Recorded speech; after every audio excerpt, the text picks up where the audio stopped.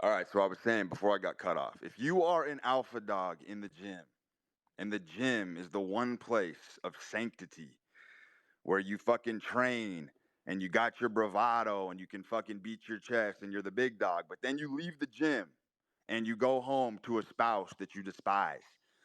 You got your woman barking at you, yelling at you for leaving cups out, yelling at you for fucking leaving clothes on the floor.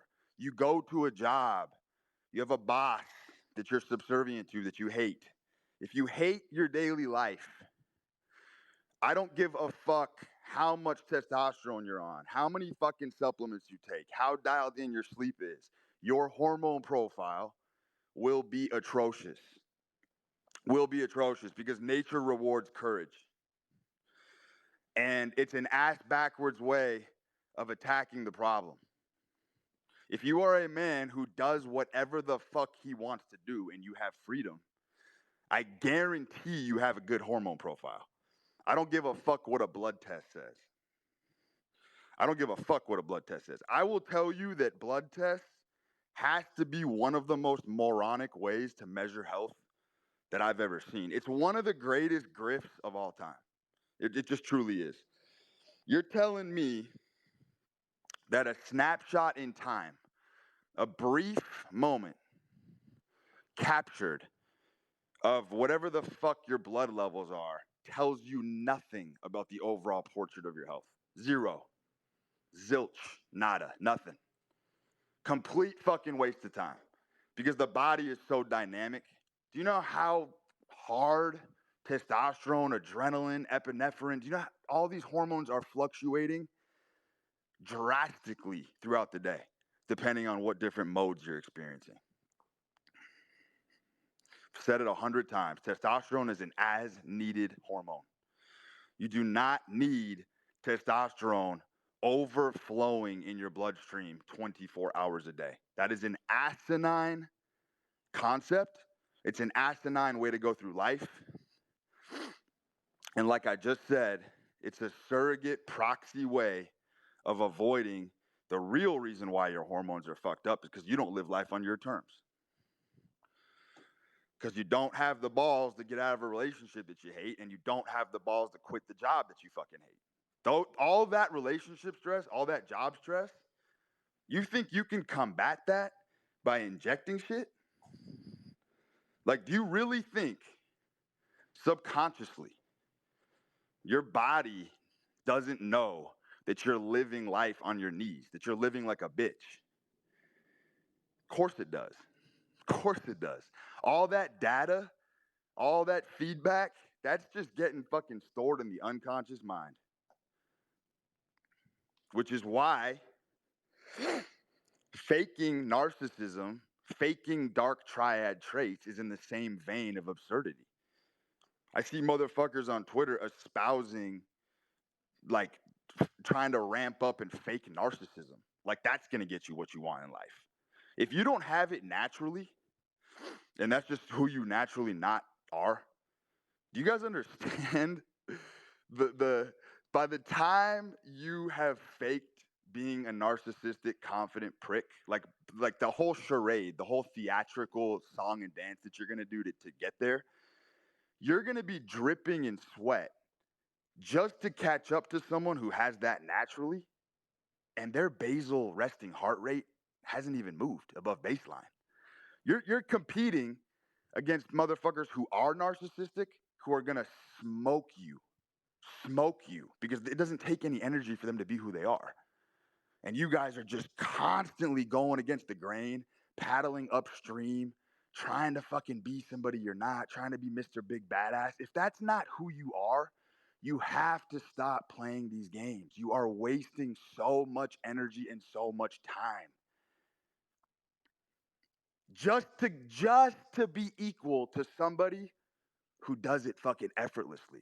You're playing the wrong game. Playing completely the wrong game.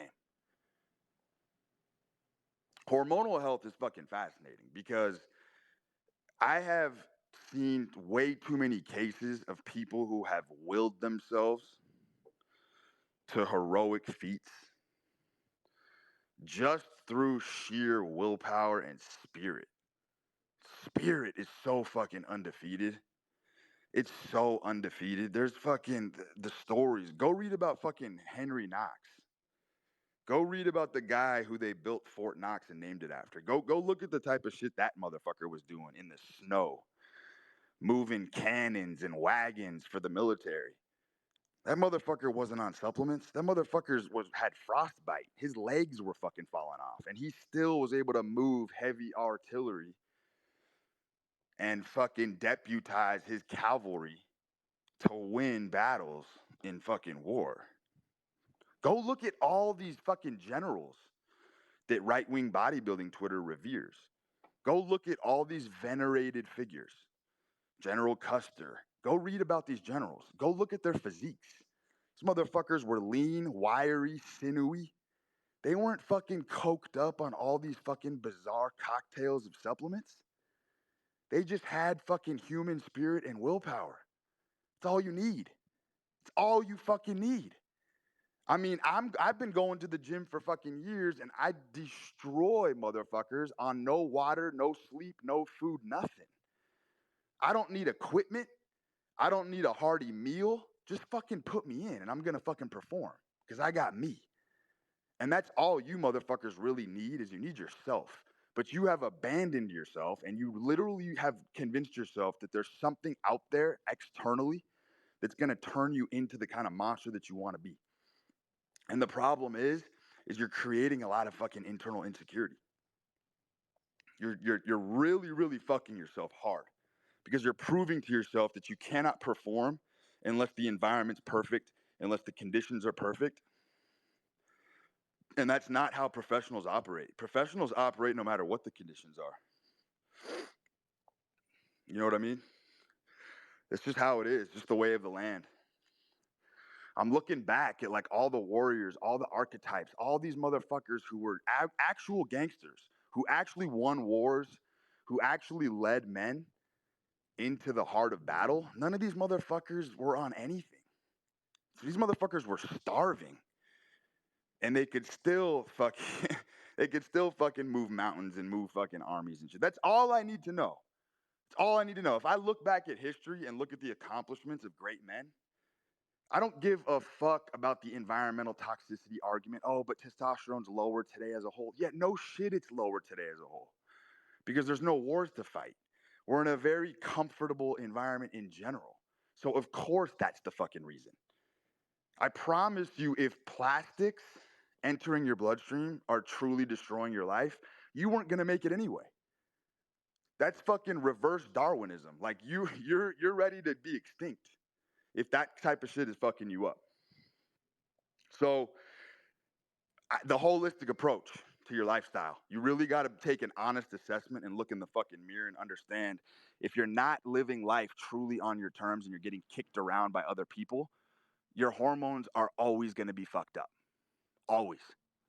Your spirit's going to be fucked up.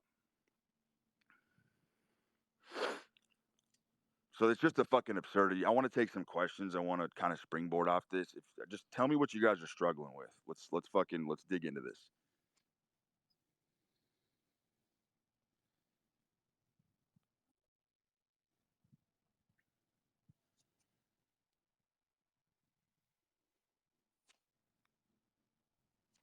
Sawyer, what's popping? Oh man, I just wanted to drop in and say, hey, I've been following y'all for a few days, you and that other feller GG33, and it really interested me. I'm I'm also online trying to learn how to make money to support my family and stuff like that. I seen that you did readings, and I was just really interested. Yeah, man. I appreciate that, man. Enjoy the show, bro. This is I'm bringing up people to ask questions. You have a question? Uh, I mean, are you doing readings? No, dude. I'm not a numerology guy. I just found that space to be extremely fascinating, and I jumped in there as a student just to kind of broaden my horizon. I don't do readings. Oh, okay. Uh, yeah, I'm trying to find somebody to help me be successful, man. I mean, that's all. Right on, brother. Then sit back and enjoy the show because I'm sure you'll hear some nuggets here in a bit. All right, bro. I appreciate you letting me speak. Yep, of course.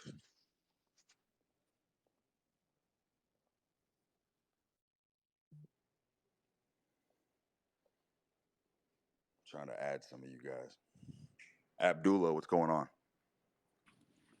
Hey, what's going on, Brute? Hope you're doing well. Thanks for the space, man. So I just wanted to ask you really quickly, in regards to like the comment you made about narcissism, like if you don't have it naturally, you're always gonna be running up against people. You're always gonna be like trying to catch up to people who do have it naturally. And like I just wanted to ask about that. Like if you do feel like you have it naturally, which I feel like I always have. I feel like I've always had like delusions of grandeur and stuff like that. How do you balance that versus like some degree of like I don't want to say realism, but like some degree of like day to day interaction because I do think that it sometimes leads me to like put things off or like maybe be too focused on the bigger picture and things like that because I'm just so assured that like the bigger vision is going to come true, and I can't stop thinking about the bigger vision in general. And I think like that comes from like delusions of grandeur and narcissism. But like honestly, like I want to like put that on the back end sometimes and just focus on the day to day a lot more and be totally embroiled in that while having like the bigger vision in the back of my mind at the same time. So like, can you speak to that at all? Or do you think like that's not even the right Yeah, mindset? so it's a good mindset. There's an old adage that delusions of grandeur just means that you're a whole lot happier than you're supposed to be. And I like that saying because essentially it's kind of has the nuts and bolts of what it is to be a man, which is that you have to perform in spite of the conditions and in spite of how you feel. And particularly, I've had a tweet about this where the greatest men that I know flip emotions completely upside down on their head. They are laughing when they're supposed to be crying. They are angry when they're supposed to be happy, and they're happy when they're supposed to be angry, if that makes sense. In other words, whatever life throws at them, they're sort of like the Loki, the god, the trickster. They have a way of sort of morphing whatever life throws at them and turning it into some sort of advantage. And I think delusions of grandeur can be extremely potent if it's backed up by action. The problem is a lot of people think that they're narcissistic when they're not, and really what they're doing is they fail they fail at something and they think it's because they're a fucking genius and they're misunderstood. So in other words, they're not making any progress in life. And then they tell themselves, "Oh, the reason why I'm unsuccessful is because people just don't understand me because I'm too intelligent. People cannot grasp the level that I'm on." That's a fucking slippery slope. That's extremely dangerous because I've seen a lot of losers get in that state of being where they just think that they think it's because no one can acknowledge their greatness, right? Which is a failure of marketing because ultimately we're all here to market ourselves. I mean, that's just who men are, right? We're born tabula rasa, blank slate, blank billboard. Your job is to carve yourself out of some sort of stone and then put that forward, and the chips are going to fall where they may.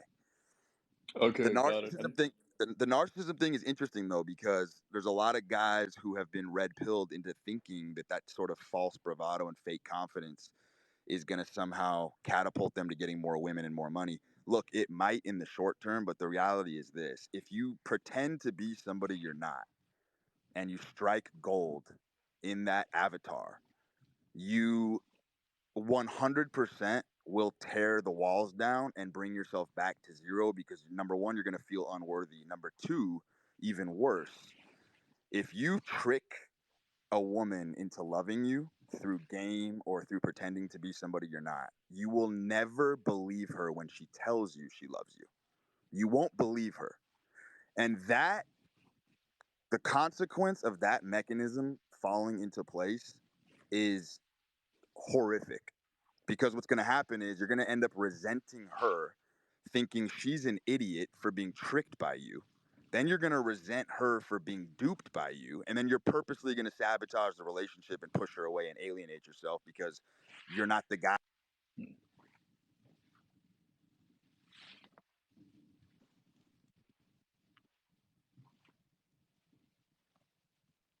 Yeah, bro, I think your mic cut off.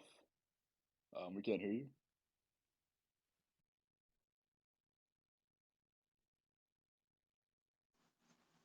It might be glitching.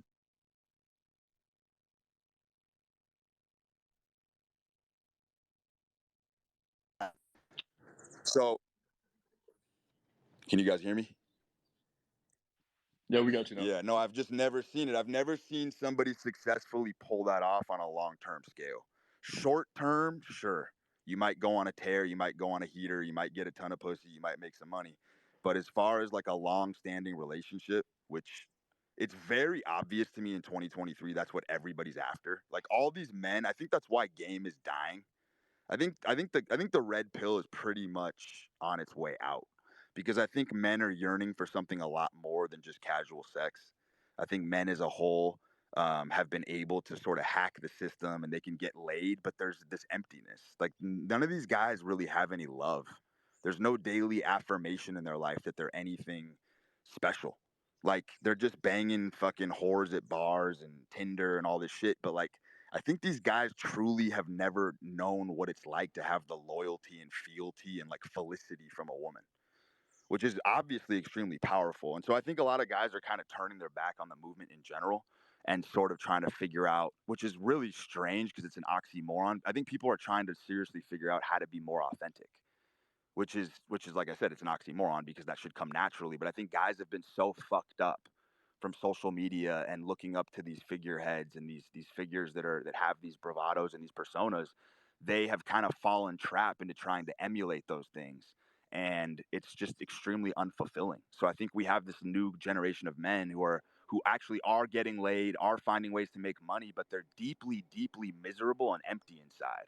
So they're just running through these relationships and running through people and discarding everything and then finding themselves back at zero again. So I think we're just in the age of authenticity and truth. And I think guys are gonna figure out it's gonna fucking rear its ugly head. Guys are about to get smacked with the idea that all these little fucking games you were playing, it's over. It's over. Everybody sees through it, and the marketplace has changed. Speaking of like narcissism, like you don't think women know these tricks? You don't think they've seen it 100 times now to where like it's been neutralized? These powerful mechanisms like the mystery and fucking Neil Strauss, all these like original game guys, that shit worked like 10 years ago. But now everybody knows game, so the needle has moved. The threshold is higher to where if you know game and you've studied all that shit, you're just starting at zero. Does that make sense? Yeah, that does make sense. Thank you for that. Can I ask a quick follow up, or do you want me to Yeah, head go off? ahead, man. Yeah, okay. So the next thing that like comes to mind when you ask that, and this is not, I mean, I guess it's somewhat related, was like, I guess this is like my other thing is like, if you have like, delusions of grandeur and like a grand vision of like what you want your life to be, and you think that like, and you take like rigorous action in terms of the real world, in terms of like trying to live life on your own terms and trying to set that up and being like really rigorously honest with yourself, do you think that like there's like, I mean, I guess I don't want to sound too like, like Tony Robbins here, but like, do you really believe that there's like no like mountain that's too high? Like, there's any delusion of grandeur or any like idea in your head, any vision you have for your life or like the world you want to create around you, like anything is possible in the sense like you don't just want to be like, rise up your company or just like start your own business. You really want to be like, a billionaire, world famous, all the rest of it, like anything you could want. You really believe it's like anything is attainable in that sense if you're like really rigorous with like the discipline day to day and also like, the bigger, like grander vision.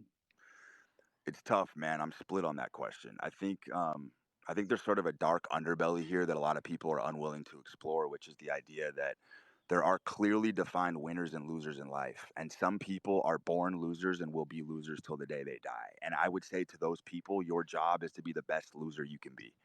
And I truly mean that from the bottom of my heart. I'm not saying that disparagingly. I'm not even saying that condescendingly. There are some people who, no matter what they do, their destiny is so engineered towards them losing that they will always lose. That doesn't mean they can't find fulfillment in this life. Some people, like you just said, do have the capacity to have boundless limits. There's some people that just have it. They possess that magnificence. Some people don't. That's why the self help industry has collapsed upon itself because you can't fix every situation. Like losers and winners are a very necessary part of the ecosystem. You know what I mean? Like in order for this world to function, the world would spin off its axis is if there was even 1% shift in that gap. If you took the pool of losers and just turned 1% of them into winners, the entire earth would literally spin off its axis. Like it's balanced and harmonious for a reason. And it doesn't mean when I say loser, what I really mean is like there's some people that just have a ceiling. There's some people that truly just have a ceiling. They're just hard capped, whether it's genetically or mentally. They're just never gonna get over a certain hurdle. And I've just never heard anybody really have the honesty to admit this, but it's just true. If you look around you, there's just some people are just hard capped, and those people play a very utilitarian role in society. It doesn't mean that those people, like I said, can't achieve great things. It's just that they're going to do it in a way where they're kind of in the background. Like they can be an advisor, they can aid and assist other people who don't have the ceiling to reach their heights, which makes them a very very important force in the universe. So it's like betas have to stop trying to be alphas and just all these different whatever roles. Like everybody has to maximize whatever fucking role they are. Not everybody's going to be a great speaker. Not everybody's going to have incredible charisma. Not everyone's a fucking leader. And the reason why I think the world is in tumult right now, and there's like this tempest that has swept over the consciousness of men in general, is because every man has sort of been spoon fed this idea that they can be a leader, that they can become an Andrew Tate, that they can become a figurehead, that they can be this sensational, polarizing mercurial figure. And that's just not the case. You have to play your role and be very honest with what your capabilities are. I said on the Tate Spaces, which I thought was apropos to this, that every goal that you have begins as a lie. Every goal begins as a delusion of grandeur. Your job, your role as a man is to make those come true. It's that simple. Losers are simply, in my eyes, in my estimation, losers are men who cannot make their fantasies come true. That's the definition of a loser. If your fantasies are swirling around in your head and they never come true, you are a loser. If the fantasies in your head, if you can actualize those and you can crystallize those in the real world, you're a winner. It's very simple. Okay, thank you for that. I appreciate it. That was real as fuck, dude. I thank you for that. I really appreciate it. And the brute space was great too. So thank you. I'll hand Yeah, it off. yeah, man, no problem.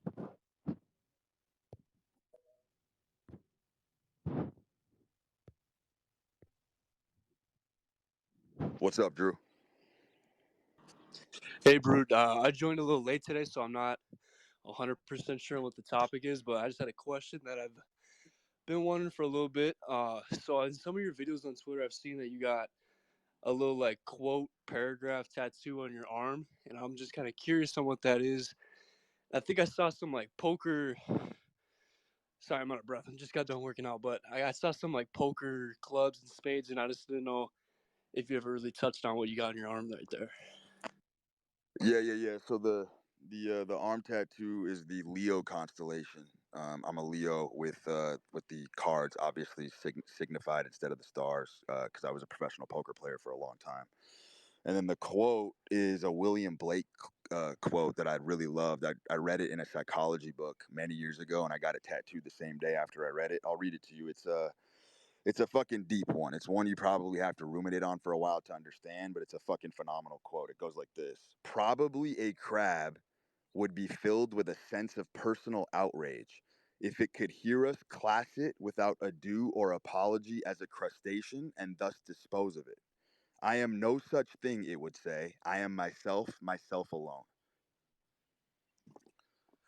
That's the great William Blake, who was a fucking psychologist in the early 1900s. Dude did phenomenal work in breaking down and just sort of pop psychology in general. I'd absolutely encourage all you youngsters to go check out William Blake. Is that it, brother? Yeah, I mean I'm definitely gonna have to sit on that one for a little bit, but I mean, going off what the last guy just kind of talked about, how you were kind of mentioning how like a lot of these guys have never felt like true love and everything, and it seems like in just today's world with the digital marketplace we got in social media, how quick it is to just say fuck it, I'm moving on to the next thing or whatever. Like, I feel like isn't there a certain point where like it's like, damn, you really gotta apply yourself to something and not just say fuck it, I'm moving on to the next thing so much. Yes, 100%, man. And that's like, we live in a culture where it's so easy to abandon ship when things get tough. It's easy to abandon relationships. I mean, I think the life cycle of the average relationship now has to be the lowest it's ever been. I mean, even friendships, like relationships just erect and collapse pretty much overnight now. It's really rare that you see relationships hold on for a long time. And I think that's kind of translated into business. It's translated into a lot of things. There's a lot of guys who just don't have a pain threshold, which, look, I've said this before. I'm a professional sports gambler. The first 7 years that I tried sports gambling, I ruined my life. I ruined several lives, several of my future lives, just trying to crack the code and figure it out and doubling down and saying, you know what, I'm going to pull this off. And everybody thought I was crazy. And everybody asked me, what are you doing to yourself? You're destroying yourself. And I was willing to take that risk on myself because I knew I would eventually figure it out. I'm talking 7 years of being absolutely clobbered and losing every fucking thing that I had to my name basically on a daily basis until I figured out a system where I could prevent that from happening.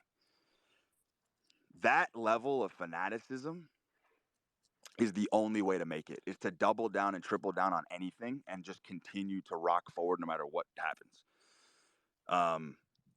Because as I always say, your true power in this life is measured by how much you can waste, how much time you can waste, how much money you can spend, how much you can burn, how much you can throw away. That's the true power of a man. It's not in how much damage you can deal outward. It's how much damage can you take. How much damage can you take? That is the measure of a man. And a lot of people, the minute they stumble into the smallest problem, they abandon ship and jump into another career, jump into e-com, jump into fucking, lead gen age, whatever the fuck it is. People just don't have the wherewithal to stick through shit. And it's because success is so simple. That's the whole ironic, like tragicomic thing about the whole thing. Dude, success is so simple. It's just a grind. It's tedious. It's meticulous. And people their attention spans have been obliterated by social media that they just can't plug into something for a long enough period of time to become an expert.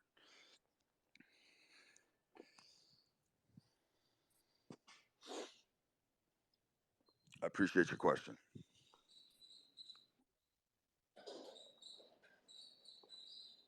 Andy, what's up, buddy? Hey, Brute, how's it going? What's up, man? Hey, I just had a question. So I started seeing some success doing e-commerce, and now people are reaching out to me wanting to do projects with me. When would you know, like, how much to take on and who to take on? It's a good question. I mean, from personal experience, I'm somebody who always is willing to bite off more than I can chew. In other words, if I'm jumping into anything with any kind of zeal or passion at all, I'm going to say yes, even if I can't do it, and I'll figure it the fuck out as I go.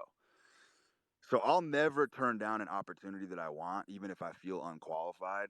I'm just going to say, yeah, give it to me, and then I'll fucking become whoever I need to become to pull off that task. So, I mean, I'm very much an advocate for biting off a lot more than you can chew. When I first built my Twitter account, one of my first tweets that kind of rattled, this sphere of Twitter was I said something to the effect of men need a lot more pressure and a lot more problems to succeed. The issue that I see is I think guys don't have enough problems. I think men need a lot more problems. In other words, I think men need a lot more pressure and a lot more fires to put out on their shoulders in order to rise up to the occasion and get shit done. Which means putting more financial stress on your shoulders, putting a lot more. I am a huge advocate for stress because ironically, and this circles back perfectly to my whole talk on hormonal health. I have found that good stress, I think they call it eustress, from like business or challenges that you're taking on. I think that shit's the fountain of youth. Like if your diet is dialed in and you do train and you work out and you take care of your health and you are stressed to the max in business, I don't give a fuck what anybody says. You're going to age beautifully as a man. You're going to age beautifully. That's the type of stress that really doesn't kill you. The type of stress that does kill you is the meaningless stress. Like your blood's boiling sitting in traffic, or your blood is boiling waiting in line. Little little kind of peripheral stress like that. That's the shit that ages you like shit. But like taking on heroic challenges and taking the reins of situations that are hard to wrestle with, that's really, really healthy stress in my opinion. And will keep a man going for a long fucking time. Awesome. Thanks, Bruce. I appreciate that. Yep.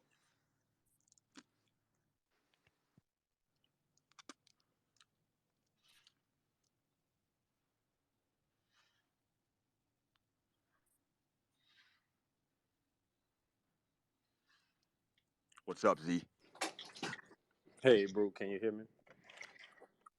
Yes. Hey, man, I have a quick question. So I know you said something about it kind of being either you have it or you don't. Can you build that personality kind of how you talked about with Andrew Tate?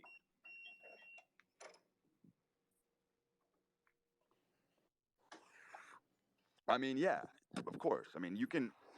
That's kind of the point. Is like you can pull the wool over people's eyes for a very long time. You can fake a lot of things, especially in relationships. But like I said, it's not hard to do that. The problem is you always know. Right. You always know. So like karma is not something that's dished out on some fucking ledger that's kept by the mysterious universe. Karma is the punishment that you deal out to yourself. We as humans hold ourselves accountable when we fuck up. When we know we're doing something wrong that's not in alignment with God, whatever the fuck you want to call it. You want to call it your center, your core, God, the universe, whatever. We will punish ourselves. Humans hold themselves accountable. Whether that's destroying yourself through drugs, whether that's destroying yourself through alcohol, you will destroy yourself if you are acting out of pocket with who you're supposed to be. I've never seen somebody successfully, like I said, pull off wearing a mask eternally without absolutely destroying themselves. It's never happened. It's a built-in mechanism. It's hardwired. We come out of the box, factory installed with that software that human beings will punish the fuck out of themselves for acting out of alignment with God. It just will happen. It will happen. OJ did it. OJ did it. OJ got fucking off of murder, and his conscience was so guilty because he knew he did it that he had to go commit another fucking insane crime just to get himself put behind bars. He did that to himself. Why did he do that to himself? Because he was holding himself accountable. That was his karma. It was self-inflicted. It Oh, emboldened him. It emboldened him to put himself in that position. I could go on and on and on and on and name hundreds of other examples of people who got away with atrocious things and then put themselves right back in the spot. Fucking George Zimmerman did it. George Zimmerman got himself busted with the law yet again after getting exonerated. There's a ton of cases of motherfuckers holding themselves true to their karma. So, yes, you can be effective. You can be quote unquote successful. You can get women. You can make money. Being a deviant. Being a deviant. But the punishment that you deal out to yourself will come back tenfold. I can promise you that.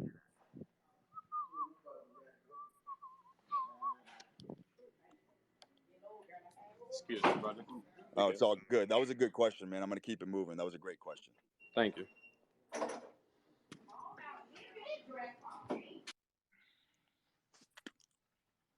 What's up, Garden? Hey, thanks for hosting this space, man. Really appreciate it. Okay, I got a question. I know a lot of cultures throughout history have had very clear and ceremonious rite of passages for young men. And I'm really curious, do you have any ideas for what we as men could do for our sons for rites of passage for ceremony into adulthood? That's a great question, man. I mean, look, the first one that I can come up with is I think 100%. I think that it's important to approach our children as they are unique. We bring our children into this world so they can have their own unique experience. I have zero desire to make my son a clone of myself, which I think is what a lot of fathers fall into is they want a clone. I don't want a clone. I want to foster this sort of ethic that my son, I want him to actualize whoever he is supposed to be. And I really don't want to interfere in that process. So I think the biggest thing, number one, dude, is shuffling them the fuck out of the school system. I look at that as a rite of passage right away. Like, I'm never, ever going to let a public school indoctrinate my children. Because I think that I think they're designed to extinguish the sparks and flames of genius. Um, those moves were tried on me when I was a kid. It didn't work because some seeds, if you bury, they grow regardless. But I do think a lot of children have been absolutely stifled by just the modern schooling system. So I think figuring out a way, I think I think that like the greatest bond, the greatest rite of passage you could have with your child as a father is to be their teacher. Like you are their historian. You are you teach them Euclidean geometry. Like whatever the fuck it is, you as a father have to have that teacher student relationship. And I think that's an instrumental opportunity that's been largely missed, especially in the last 40, 50 years. A lot of fathers have passed off that work to to other people. I would almost call them enemies. You're basically putting your child in the hands of an enemy tribe. And I believe that those enemy tribes are designed to throw your children off course. So as my responsibility as a man, I believe for my child, he's 2 years old. His first rite of passage is to go through the educational system through me, through my blood, sweat, and tears, my wisdom, the things I have learned. I have to impart that wisdom onto him. All right, thank you. Thank you for addressing that. I appreciate that. Yep.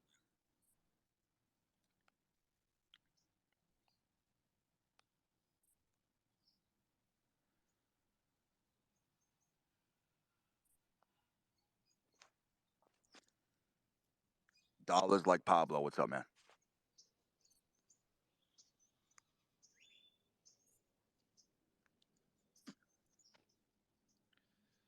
Get someone else.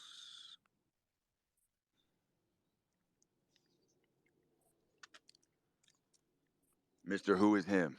Hey man, what's up? Can you hear me? Yeah. Yeah. My first question is, I really absolutely love space. Is how do you consistently stay in a frame of mind where you're able to do tasks like going to the gym or getting along with your business and like build discipline around having a very healthy workspace? That's the first question. Second question is, what advice would you give to your 19-year-old self? If you were 19, what advice would you give yourself? And The if you first could question's drop down, really if you could also like drop down like some book recommendations as well, that would be great. Thank you. the first question's really easy.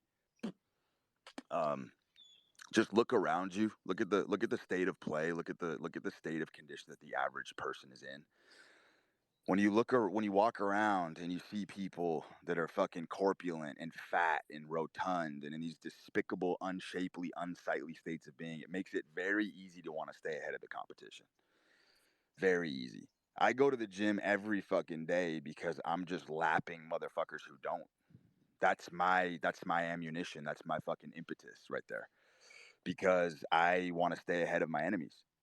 You know what I mean? Like I do all sorts of things that I don't want to do on a daily basis. I twist and corkscrew my mind all the time to force myself into situations that I don't want to be in because I just know it has to be done. There's a voice in my head that tells me to go lift weights every day. I have to honor that voice. I have to honor that voice before I get anything else done. And everybody has those whispers. Everybody has that chatter in the back of their head. And as I've said before, if you ignore the whispers and you ignore the admonishments in your head, you are double taxed on energy. It takes triple the energy to be lazy than it does to get things done because believe it or not, ignoring your bodily impulse to move is an insane feat. That's why when people say fat people are lazy, I disagree. Fat people are not lazy. Fat people have pulled off one of the greatest heists in history, and they've pulled off a heist on themselves, which is their body is telling them to move their fat fuck asses every fucking day, and they ignore. They repress, they stuff down. That takes an unbelievable, tremendous barrel of energy to keep that fucking jig going. It's way easier to get the fuck off the couch and listen to the whispers in your mind. Trust me. Fat people ain't lazy. They're using a monster amount of fucking energy to keep themselves where they are. That shows you how badly people don't want to change.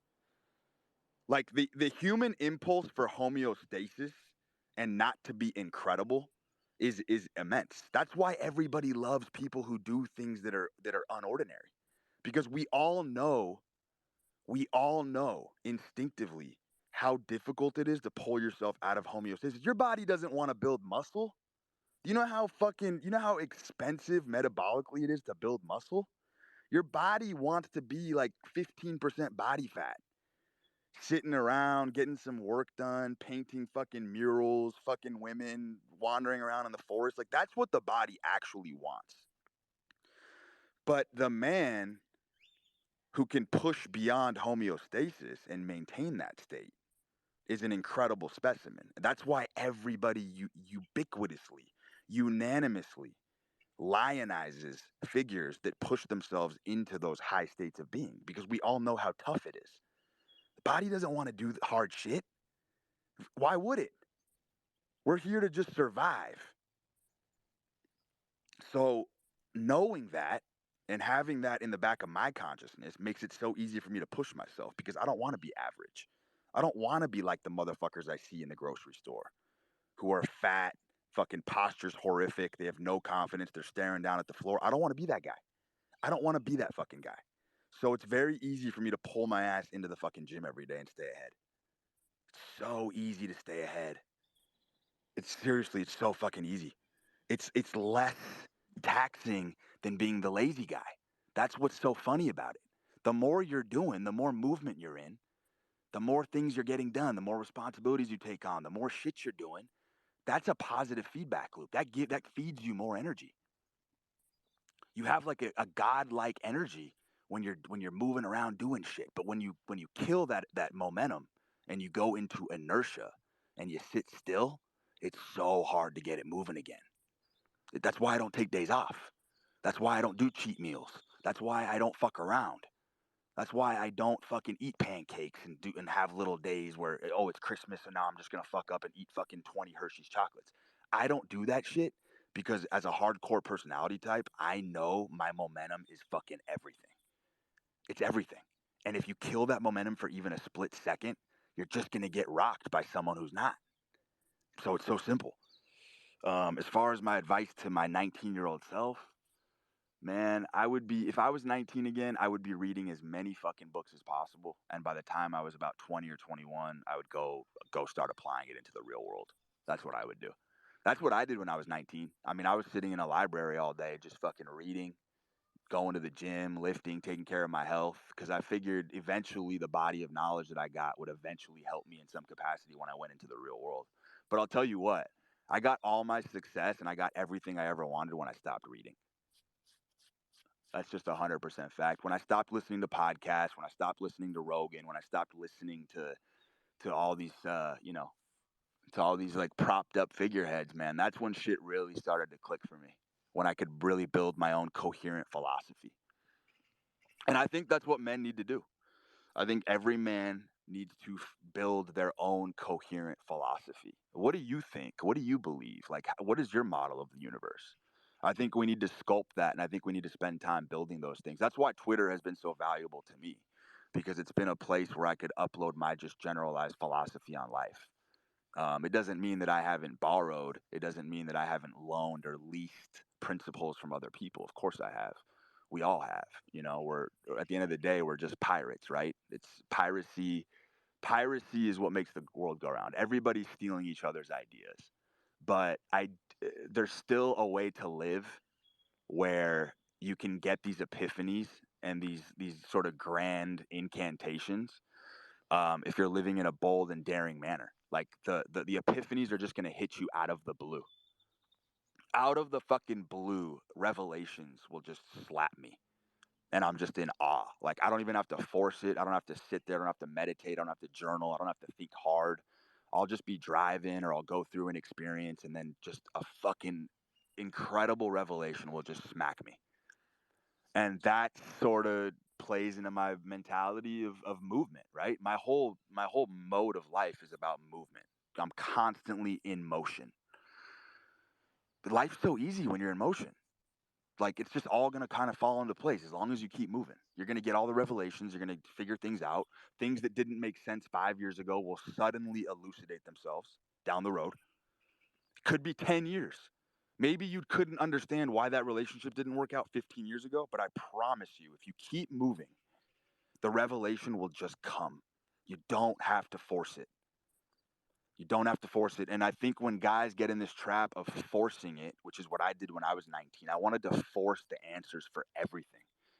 I was going against the grain, trying so hard, writer's block, trying to figure things out. When you stop trying to figure things out and you just start living, you figure things out. It's so funny how it works. You figure everything out. All the questions that had you plastered, all the questions that had you just writhing in pain, they get answered. They get answered naturally. That's like one of the marvels of life is like all the great questions, they just come to you. So I would tell you as a 19-year-old male, bro, stop forcing shit, stay in motion, and keep your eye on what the average person is doing and do the fucking opposite. If you do those three things, I promise you by the age of 21, you'll be a fucking man. A real man.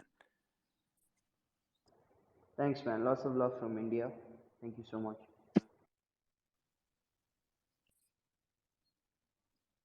We're going to get our boy Diogenes on the air. What's up, bro?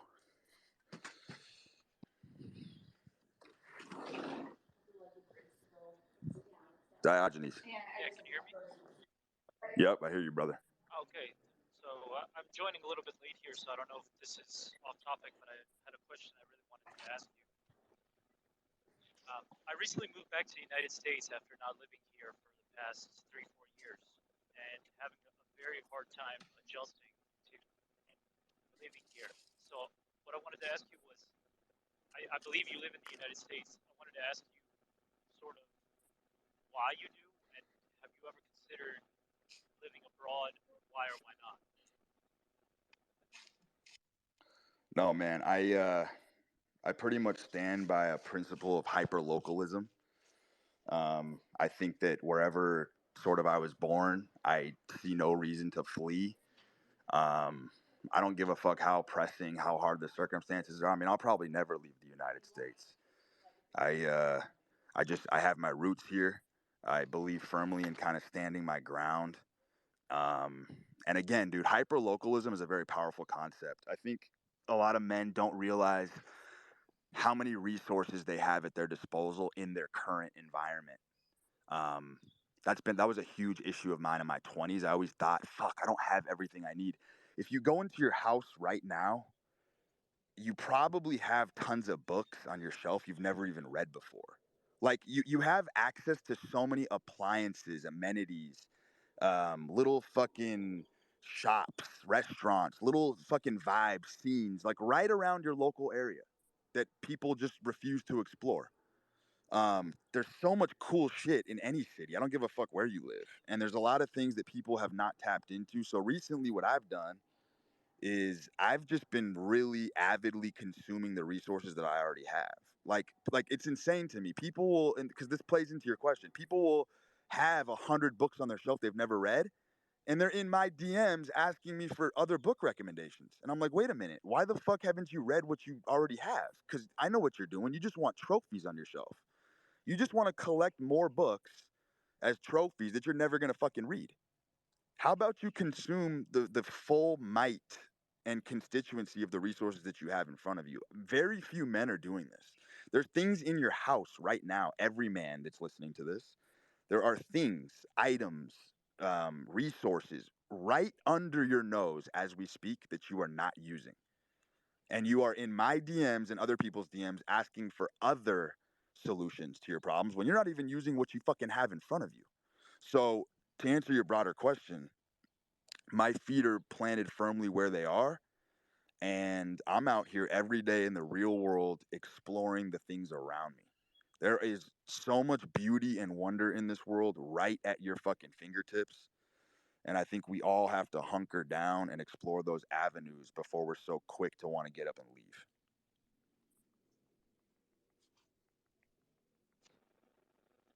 Good question. Good question, my brother.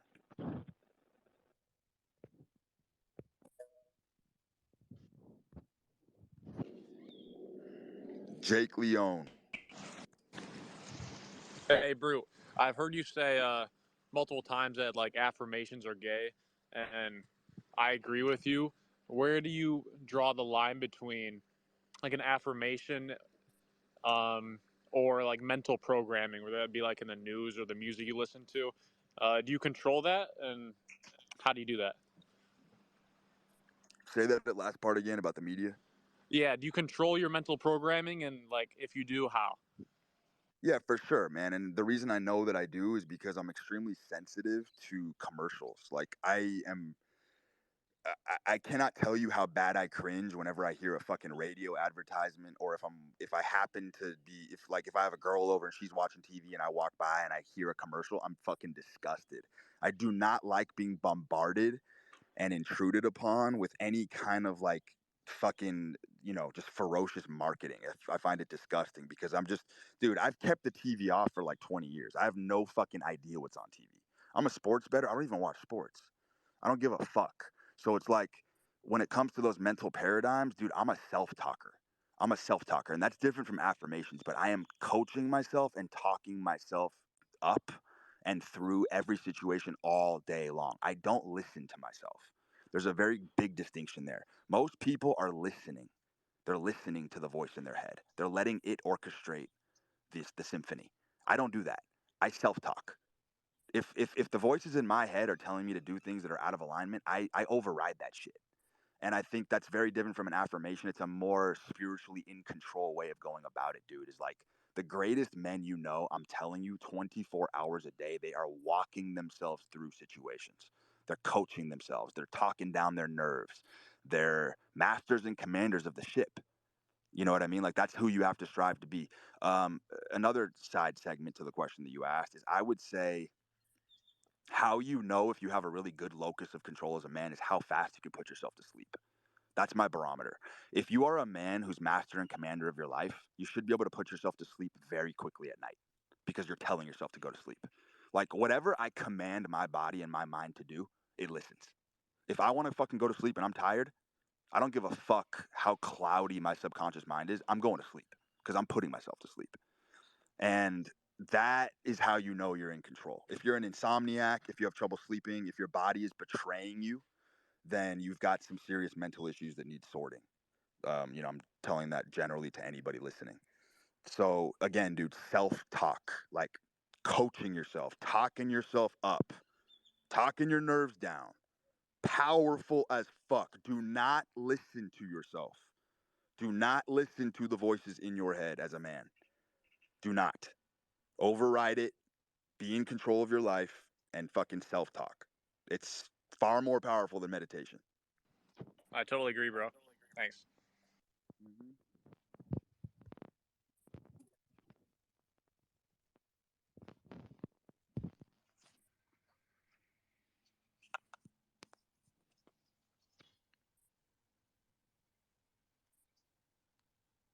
Solomon, what's up, buddy? What's up, Brute? Amazing advice so far. Just ran into you. My question is, how do you deal with the success that comes with being the type of guy that you're talking about? Basically, I think most people are afraid of success, and there is a lot to talk about. I mean, I understand. So, what are your thoughts on that? Yeah, success is funny because w- everything you do to become successful, you have to do the opposite to maintain the success. That's why I think it's so elusive for a lot of people. It's why it's been elusive even for me for most of my life. I really struggled every time I'd get to a successful place, I would sabotage it. It's because when you have nothing and you're a nobody, you can take daring chances that you can't take when you have a life worth protecting, right? Like there is a threshold of success where now you have things to protect. You got a business, you got a family. It's harder to hit the reset button. Now, when you have nothing to lose, you can you can take insane risks. You can take incredible shots at life. That's one of the beauties of being poor and one of the beauties of being a nobody is that you really have nothing to lose. You can try anything, you can do anything, you can blow up your life a million times. What's the worst that happens? You're already poor, so you stay poor. But when you get successful, you have to flip that script completely upside down. You know what I mean? Like you gotta not be the ferocious, bold psycho that you were to become successful. You actually have to go through a healing process, which is why I have always said If you are fucked up mentally and you are not successful, that's your edge. You do not need therapy. You do not need to heal your state of mind before you're successful. You heal your state of mind after success. What I mean by that is this: if you're a guy who has nothing right now, why are you focused on saunas, massages, relaxation, meditation, shit like that? That's ridiculous. You should be coked up on your own spirit every day, like a maniac, trying to find a threshold, trying to find a foothold where you can grab onto and find some success first. Then that road is obviously psychologically damaging. The road to success is psychologically damaging. Don't give a fuck what anybody says. By the time you are a successful man, you will have experienced a tremendous amount of pain. You will be mangled. Your spirit will be broken.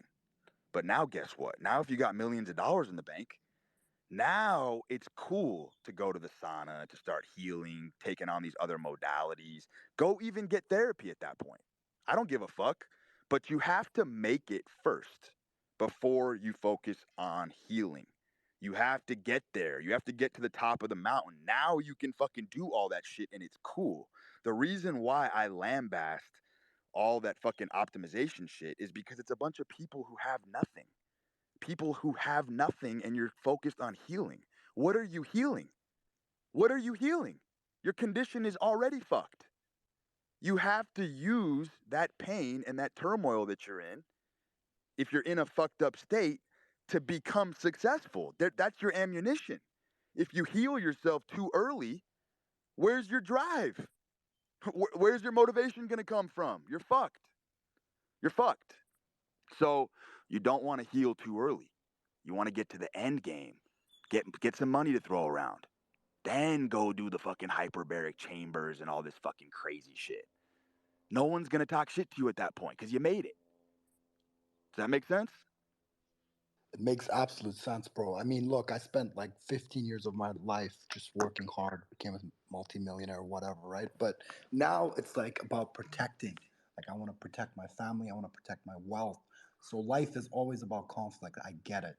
But when you have things to lose, you find yourself at a inferior position at times. Yeah, I mean, dude, I You know what I struggle with it. mean? I struggle with it myself, man. I could have retired several times in my life, and I got too cocky, and I thought I was gonna have 100 million, and I kept firing, and there's been multiple times, man. I've had 8 figures. 2017, I lost $17 million in 2017. I lost 17 million liquid cash because Damn. I was too cocky, and I wasn't ready for the lessons that I learned. But the thing is this, man, like the reason I say all that recovery shit is gay when you don't have anything is because it's true. Like if you're going to the hot springs and you're doing all those modalities after you won, that makes you a cool guy. You know what I mean? But like people are so afraid to be fucked up. Guys will DM me, they're like, I'm depressed.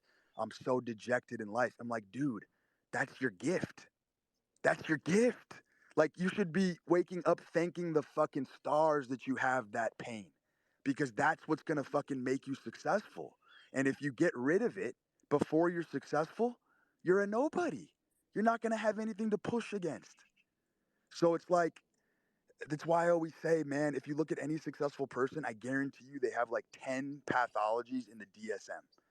Literally, like I guarantee you there's like 10 mental illnesses that a psychiatrist would apply to anybody who's successful. Probably got fucking ADHD, probably bipolar, probably got a ton of shit going on. Of course, because how else are you going to be successful? You have to get out of homeostasis. ADHD, bipolar, those mental illnesses, that's the body clamoring. That's the body clamoring to get out of its stagnancy. It's stagnant. The body's stagnant. That's why people go crazy. That's why people become homeless because they were stagnant. They weren't doing anything. So their body went insane as a survival strategy and evolution. The body's like, fuck, we need to freak the system out. We need to freak the system out because it's the only chance that before this creature dies, maybe they'll procreate. Maybe by going insane, they'll procreate. Maybe something will happen, but it's better than doing nothing. It's better than doing nothing. That's why people go crazy. That's literally why people go crazy. Now, If you go crazy and you achieve something incredible, you're no longer marketed as crazy. You're eccentric. See how this works? If you're a loser and you're crazy, then you're just done. No one wants to fuck with you.